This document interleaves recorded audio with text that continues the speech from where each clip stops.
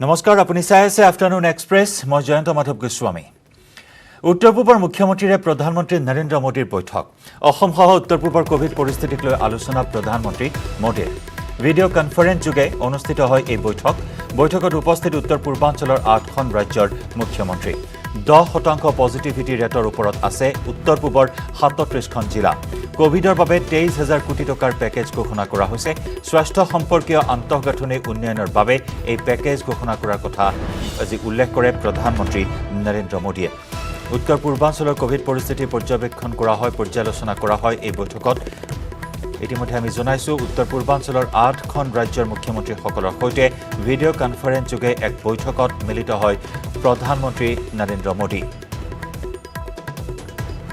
10% positivity ৰেটৰ ওপৰত আছে উত্তৰ পূবৰ 37খন জিলা আৰু কোভিডৰ বাবে 23,000 কোটি টকাৰ পেকেজ ঘোষণা উত্তৰ পূৰ্বাঞ্চলৰ বাবে স্বাস্থ্য সম্পৰ্কীয় আন্তঃগাঁথনি উন্নয়নৰ বাবে এই পেকেজ ঘোষণা কৰা হয় कोरोना ऐसी चीज है वो अपने आप नहीं आती है कोई जाकर के ले आए तो आती है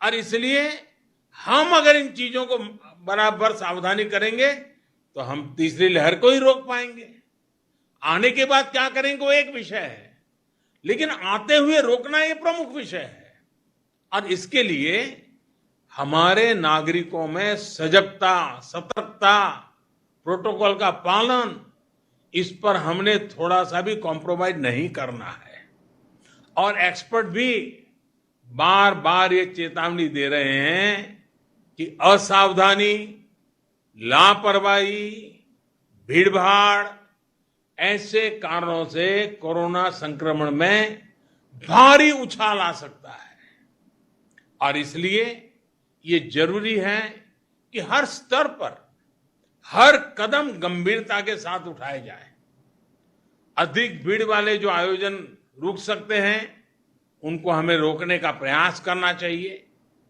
साथियों केंद्र सरकार द्वारा चलाए जा रहे सबको वैक्सीन मुफ्त वैक्सीन अभियान की नॉर्थ ईस्ट में भी उतनी ही अहमियत है तीसरी लहर से मुकाबले के लिए हमें वैक्सीनेशन की प्रक्रिया तेज करते रहना है हमें वैक्सीनेशन से जुड़े भ्रम को दूर करने के लिए सामाजिक सांस्कृतिक धार्मिक शैक्षणिक जितने भी लोग हैं जितने भी सेलिब्रिटीज हैं सबको हमने जोड़ना है हर एक के मुंह से इस बात को नीचे प्रचारित करना है और लोगों को मोबिलाइज भी करना है अभी नॉर्थ ईस्ट के कुछ राज्यों में टीकाकरण को लेकर सराहनीय काम हुआ है मैंने प्रारंभ में भी कहा जहां कोरोना का संक्रमण फैलने का खतरा ज्यादा है वहां वैक्सीनेशन पर और भी बल दिया जाए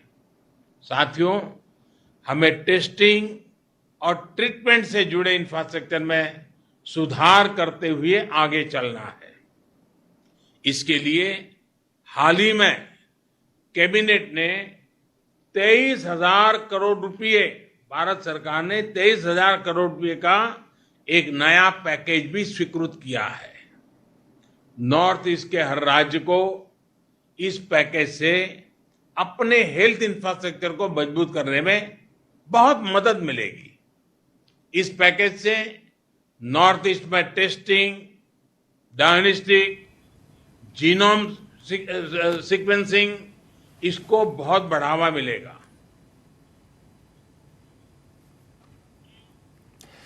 গহপুৰত ছত্ৰং নৈৰ বানৰ সংহাৰ 6 নম্বৰ ৱাৰ্ডত মথাউৰি ছিঙি প্লাবিত কৰিলে গহপুৰ নগৰৰ বিস্তীৰ্ণ অঞ্চল ছত্ৰঙৰ আন স্থানৰ মথাউৰিসমূহলৈ এতিয়া ভাবুকিৰ সৃষ্টি হৈছে পুৱাৰে পৰা নেৰানেপেৰা বৰষুণৰ ফলত ফেনে ফুটুকাৰে বাঢ়ি উঠে ছত্ৰং নৈৰ জলপৃষ্ঠ ফলত মথাউৰি ছিগি বিস্তীৰ্ণ এলেকা প্লাবিত হয় গছৰ ডাল বাঁহ আদি দি পানীৰ খুঁটক ৰুধিবলৈ আপ্ৰাণ চেষ্টা ৰাইজৰ ইতিমধ্যেই বাঢ়নি পানীৰে বুৰাইছে খেতিপথাৰ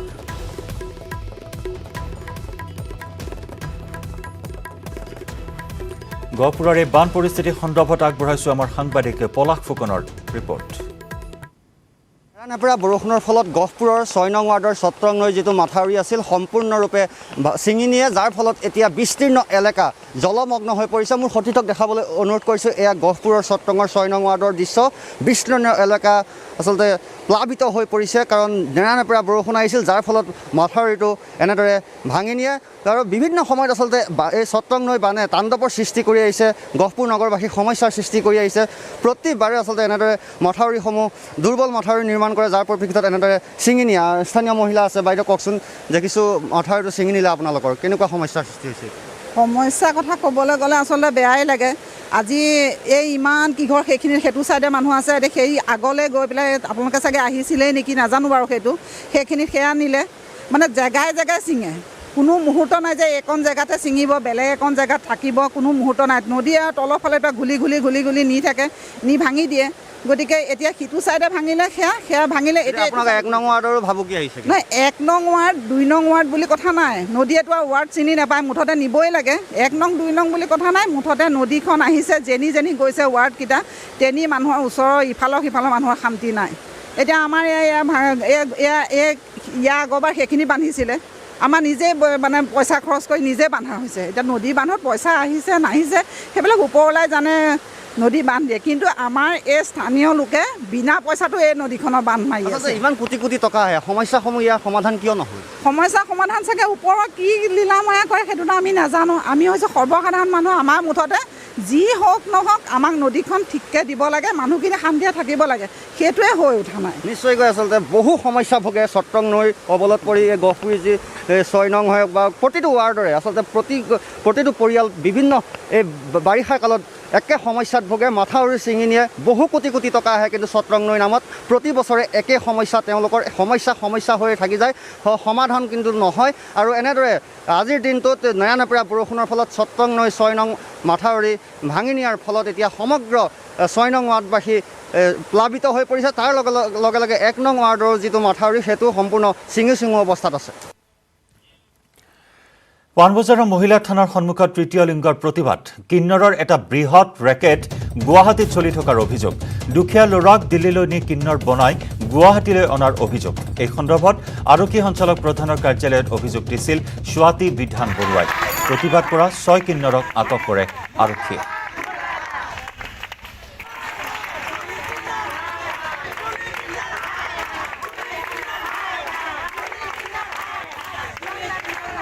যিখিনি অভিযোগ দিছে সেইবিলাক আমি সম্পূৰ্ণভাৱে নাকচ কৰিছোঁ। কাৰণ তৃতীয় লিংগ মানুহবোৰ সিহঁতৰ মাজত কাজিয়া সৰু কাজিয়া হৈ থাকে, সেইটো ডাঙৰ ইছ্যু নহয়। কিন্তু আজি বৰ্তমান যিটো কেছ হৈছে সেইটো বহুত ভয়াৱহ। ইয়াতে যিটো এটা কিন্নৰৰ যিটো চিণ্ডিকেট আৰু এটা ৰেকেট চলি আছে, য'ৰ পৰা নিৰীহ গৰীব দুখী ল'ৰাবিলাকক ধুবুৰী, মানকাছাৰ, গোৱালপাৰাৰ পৰা মানে ইয়াৰ পৰা তস্কৰি কৰি দিল্লীলৈ লৈ গৈ সিহঁতক হিজৰাত বনাই হিজৰাখনত নমাই দিয়ে। সেই মানুহজনক সেই ৰেকেটটোক ইয়াতে ধৰা হৈছে আৰু এই ৰেকেটৰ লগত এতিয়া তদন্ত অগ্ৰগতিত চলি আছে। এই ৰেকেটৰ লগত জড়িত হৈ থকা যিমান কেইজন আছে সিহঁতকেইটাক অতি সোনকালে কৰায়ত্ব কৰা হ'ব। তাৰ লগে লগে কোন ডক্টৰ, কোন আছে, কোন জড়িত হৈ আছে, এই গোটেই সম্পূৰ্ণ তথ্যবিলাক আপোনালোকৰ ওচৰত সোনকালে দাঙি ধৰা হ'ব। ইয়াতে আমি জানামতে আপুনি সিহঁতৰ যেতিয়া আপোনালোকে বাইক লৈ আছিলে সিহঁতৰ পৰা আপোনালোকে নিজে দেখা পাইছে বহুতকেইটা হয়তো মিয়া মুছলিম আৰু বহুত কেইজন সিহঁতৰ আপোনালোকে আমি তথ্য আমাৰ হাতত পৰা মতে সিহঁতে মষ্ট অফ দেম আৰু ৰোহিংগীয়া। তো আমি ইতিমধ্যে সোনকালে আমি বৰ্ডাৰ পুলিচৰ লগতো যোগাযোগ কৰিছোঁ আৰু সোনকালে আমি NRC কৰ্তৃপক্ষৰ লগতো আমি যোগাযোগ কৰিম। সিহঁতৰ তথ্য পাতি আমি ওলাই পেলাই অতি সোনকালে আমি বিহিত ব্যৱস্থা ল'ম। সংস্কৃত ভাৰতী উত্তৰ পূৰ্বাঞ্চল, সংস্কৃত বিভাগ গুৱাহাটী বিশ্ববিদ্যালয় আৰু সংস্কৃত বিভাগ নলবাৰী মহাবিদ্যালয়ৰ সংযুক্ত তত্বাৱধানত স্নাতক পৰ্যায়ৰ CBCS সংস্কৃত পাঠ্যক্ৰমৰ ওপৰত 12 দিনীয়া এটি ৰাষ্ট্ৰীয় পৰ্যায়ৰ অনলাইন কৰ্মশালাৰ সামৰণি পৰে 11 জুলাইত। এই কৰ্মশালাৰ কোঅৰ্ডিনেটৰ গুৱাহাটী বিশ্ববিদ্যালয়ৰ সংস্কৃত বিভাগৰ অধ্যাপিকা ডক্টৰ সুদেশনা ভট্টাচাৰ্যই জানিবলৈ দিয়া অনুসৰি এই কৰ্মশালা উদ্বোধন কৰে গুৱাহাটী বিশ্ববিদ্যালয়ৰ সংস্কৃত বিভাগৰ অধ্যক্ষা প্ৰফেচৰ ডক্টৰ হিৰণ শৰ্মাই। মুখ্য অতিথি হিচাপে বক্তব্য আগবঢ়াই বিশিষ্ট সংস্কৃতজ্ঞ পণ্ডিত, গুৱাহাটী বিশ্ববিদ্যালয়ৰ সংস্কৃত বিভাগৰ প্ৰাক্তন মুৰব্বী অধ্যাপক, ৰাষ্ট্ৰপতি সন্মানেৰে বিভূষিত ডক্টৰ ৰাজেন্দ্ৰ নাথ শৰ্মাই। দেশৰ বিভিন্ন প্ৰান্তৰ সংস্কৃত পণ্ডিতসকলৰ মতাদৰ্শনেৰে এই কৰ্মশালাৰ সম্পূৰ্ণ সাফল্যমণ্ডিত হয়। কৰ্মশালাত 8 জুলাইৰ পৰা 10 জুলাইলৈ উত্তৰ পূবৰ ভাৰতৰ কাৰণে সত্ৰবোৰ ৰখা হয়। এই সত্ৰত গুৱাহাটী বিশ্ববিদ্যালয়ৰ সংস্কৃত বিভাগৰ সকলো অধ্যাপক অধ্যাপিকাই প্ৰায় 125 জন অংশগ্ৰহণকাৰীৰ সৈতে স্বাৰস্যত আলোচনাত মিলিত হয়।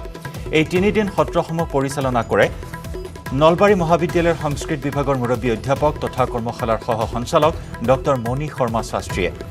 অন্তিম সত্ৰত 11 জুলাইত সভাত আদৰণি ভাষণ আগবঢ়ায় নলবাৰী মহাবিদ্যালয়ৰ অধ্যক্ষ ডক্টৰ কমল নয়ন পাটোৱাৰীয়ে। সভাৰ উদ্দেশ্য ব্যাখ্যা কৰে সংস্কৃত ভাৰতী উত্তৰ অসম প্ৰান্তৰ সংগঠন মন্ত্ৰী ভৱেন শইকীয়াই। ইয়াত অধ্যক্ষ হিচাপে উপস্থিত থাকে গুৱাহাটী বিশ্ববিদ্যালয়ৰ প্ৰাক্তন মুৰব্বী অধ্যাপক প্ৰফেচৰ সুজাতা পুৰকায়স্থই। আৰু সভাত মুখ্য অতিথি হিচাপে উপস্থিত থাকে সংস্কৃত ভাৰতী অখিল ভাৰত সংগঠন মন্ত্ৰী দীনেশ কামাত। সভাৰ উদ্বোধক হিচাপে বক্তব্য আগবঢ়ায় অৰুণাচলৰ ৰাজীৱ গান্ধী বিশ্ববিদ্যালয়ৰ উপাচাৰ্য প্ৰফেচৰ সাকেত কুশৱাহাই। অনতি পলমে ৰাজীৱ গান্ধী বিশ্ববিদ্যালয়ত সংস্কৃত বিভাগ মুকলি কৰিব বুলি ঘোষণা কৰে উপাচাৰ্যগৰাকীয়ে।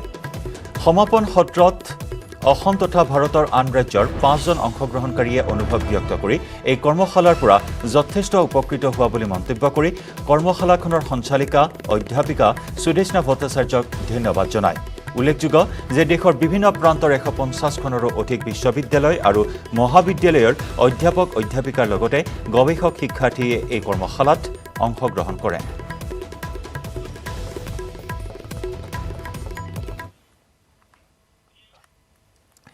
নেটৱৰ্ক 18 আৰু ফেডাৰেল বেংকৰ সঞ্জীৱনী গাড়ী কোভিডৰ কবলত পৰা দেশৰ সকলো জিলা ভ্ৰমি ফুৰিছে। ভেকচিনৰ গুৰুত্বৰ বিষয়ে সজাগতা সৃষ্টিৰ প্ৰয়াসত আমাক সহযোগ কৰক। আমাৰ সঞ্জীৱনী গাড়ীখন আজি ক'ত আছে চাওক।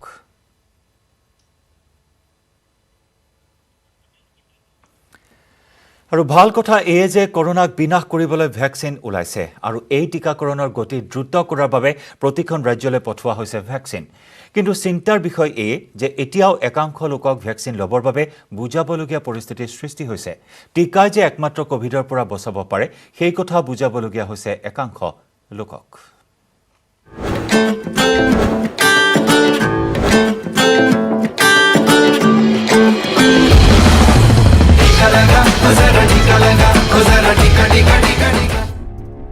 কৰোনাৰ ভয় শংকাৰ পৰা যেন মুক্ত হৈছে জনসাধাৰণ। ৰাজপথ আৰু বজাৰ সমাৰত বাঢ়ি অহা জনসমাগমে যেন ইয়াৰে ইংগিত দিছে যে কি ধৰণে কৰোনা এতিয়া আঘাত পাহৰি লাহে লাহে অসাৱধান হৈছে জনতা। বিশ্বাস কৰক, যদি পৰিস্থিতি এনেই থাকে তেনেহলে কৰোনাৰ তৃতীয়টো লহৰ আহি দুৱাৰ দলি পোৱাত কোনেও ৰোধ কৰিব নোৱাৰিব। অৱশ্যে কিছু সকাহৰ কথা এয়াই যে সমগ্ৰ দেশৰ ৰাজ্যসমূহত কৰোনাক পৰাভূত কৰিবৰ বাবে অহৰহ সজাগতা অভিযানো চলি আছে। কিন্তু এতিয়াও এনে বহু ৰাজ্য আছে য'ত জনসাধাৰণক এতিয়াও সচেতন কৰাৰ প্ৰয়োজনীয়তা আছে। শিক্ষকৰ পৰামৰ্শ শুনক, টিকা লওক।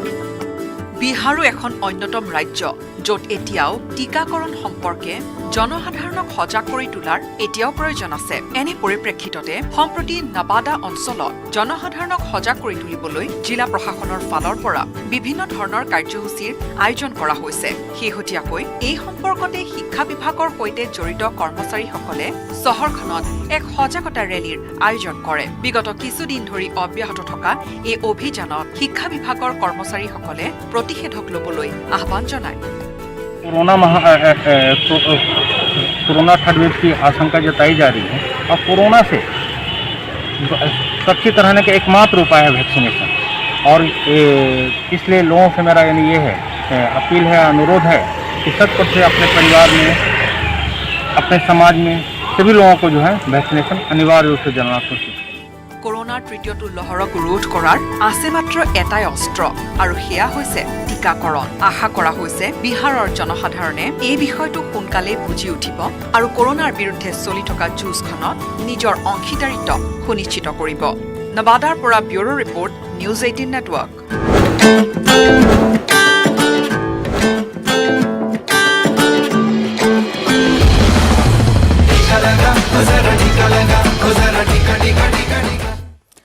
আফটাৰনুন এক্সপ্ৰেছৰ পৰৱৰ্তী অংশলৈ যোৱাৰ পূৰ্বে লৈছো এটি বাণিজ্যিক বিৰতি।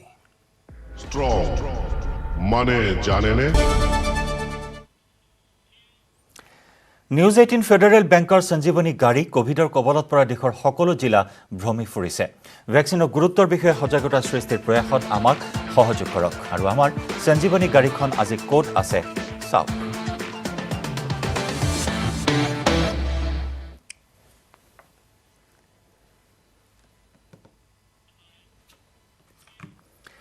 সান্ধ্য আইন অমান্যকাৰীৰ বিৰুদ্ধে কঠোৰ কৰিমগঞ্জ আৰক্ষী। কৰিমগঞ্জ চহৰত টহল দিয়াৰ লগতে গ্ৰামাঞ্চলতো আৰক্ষীৰ অভিযান। সময়মতে দোকান বন্ধ নকৰা ব্যৱসায়ীয়ে দা লৈ আৰক্ষীক আক্ৰমণৰ চেষ্টা চলায়। এই ঘটনাত এজন দোকানীসহ আহত হয় আৰক্ষীৰ দুজনকৈ লোক।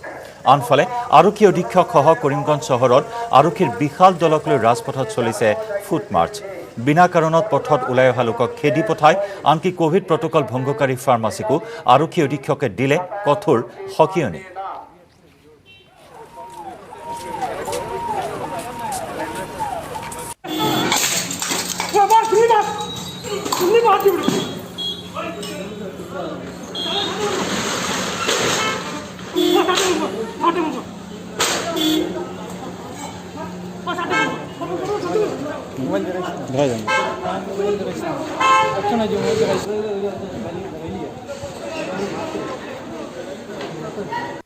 ভাঙা আউটপোষ্টৰ পুলিচ টিমে মানে জেনেৰেলি যিহেতু এইটো কাৰ্ফিউ ষ্টাৰ্ট হৈ যায় 2টা বজাত, আমাৰ পেট্ৰলিং টিম এটা ওলাই আহিছিলে দোকানবিলাক যাতে সোনকালে বন্ধ কৰি দিয়া সময়ত সেইটো এনফৰ্চ কৰিবলৈ ওলাই আহিছিলে।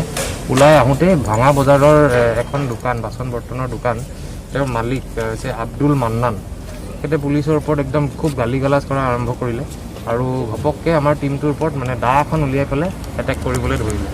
আমি এই আব্দুল মান্নান বোলা মানুহজনকো আমি কৰায়ত্ব কৰিছোঁ। তেওঁ অলপমান মানে অলপ ঠেলাঠেলি হওঁতে তেওঁ নিজেও অলপ আঘাতপ্ৰাপ্ত হৈছে, কিন্তু এই আমি এটা কেছ ৰেজিষ্টাৰ কৰিম। কেছ ৰেজিষ্টাৰ কৰি তেওঁক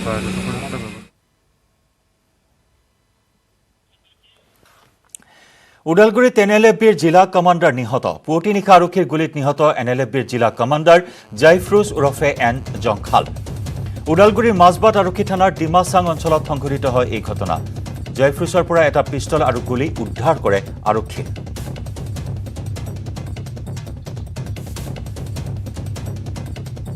ওদালগুৰিত NLFBৰ জিলা কমাণ্ডাৰ নিহত হয়। পুৱতি নিশা আৰক্ষীৰ গুলীত নিহত হয় NLFBৰ জিলা কমাণ্ডাৰ জাইফ্ৰুজ ওৰফে এন জংখাল। ওদালগুৰিৰ মাজবাট আৰক্ষী থানাৰ ডিমাচাং অঞ্চলত সংঘটিত হয় এই ঘটনা। জাইফ্ৰুজৰ পৰা এটা পিষ্টল আৰু গুলী উদ্ধাৰ কৰে আৰক্ষীয়ে।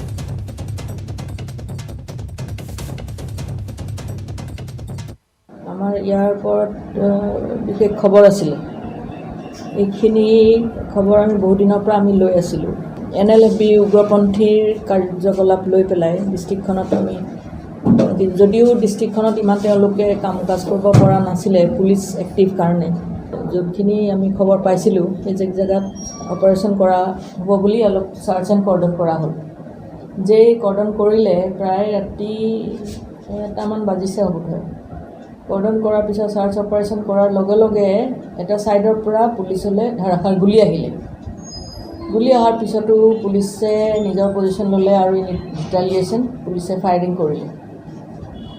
অলপ পিছত ফায়াৰিং ষ্টপ হ'ল, প্ৰায় 20 মিনিটমান ফায়াৰিং চলিলে। ষ্টপ হোৱাৰ পিছত পুলিচে যেতিয়া চাৰ্চ কৰিলে, চাৰ্চ কৰোঁতে প্ৰায় 1:30মান বজাত পালে এজন আনআইডেণ্টিফাইড ডেড বডি পৰি আছে উইথ বুলেট ইঞ্জুৰি। এতিয়া মানুহজন বুলেট ইঞ্জুৰি মানুহ এজন পাই দেখিলে লগে লগে পুলিচে গোটেই আমাৰ যাৱতীয় কাম কাজখিনি কৰিলে। তেওঁৰ পজিশ্যনত পালে এটা foreign made Yugoslav made 9mm pistol আৰু 15 ৰাউণ্ডছ লাইভ এমুনেশ্যন, 7 ৰাউণ্ড, আৰু সেই ঘটনাস্থলী গোটেই বিচাৰ পিছা কৰাৰ পিছত 7 ৰাউণ্ড খালী কেছ পালে। কৃষকৰ ৰূপত যুৱ প্ৰজন্মৰ জনপ্ৰিয় কণ্ঠশিল্পী কুসুম কৈলাশ। পাৱাৰ টিলাৰেৰে হাল বাই মাটি চহোৱাত ব্যস্ত শিল্পীগৰাকী। ডিস্কো ভণ্টি, ৱাশ্বিং পাউডাৰ নিৰ্মা ইত্যাদি জনপ্ৰিয় গীতৰ শিল্পী কুসুম সৰুৰে পৰা কৃষি কৰ্মৰ সৈতে জড়িত। আহাৰ শাওণ মাহত প্ৰতি বছৰে পথাৰত ব্যস্ত হয় কুসুম কৈলাশ। এইবাৰো তাৰ ব্যতিক্ৰম নহয়। সংগীত চৰ্চাৰ সমান্তৰালকৈ খেতিপথাৰত ব্যস্ত শিল্পীগৰাকীয়ে নিজ ভাতৃৰ সৈতে প্ৰায় 80 বিঘা মাটিত খেতি কৰিছে। মৰাণৰ সমীপৰ মানিকী বুঢ়া গোহাঁইবাৰী গাঁৱৰ পথাৰত এনেদৰে খেতিপথাৰত ব্যস্ত হৈছে কণ্ঠশিল্পীগৰাকী। আনহাতে চলিত মাহৰ শেষত এটি গীত মুকলি কৰিব কুসুম কৈলাশে।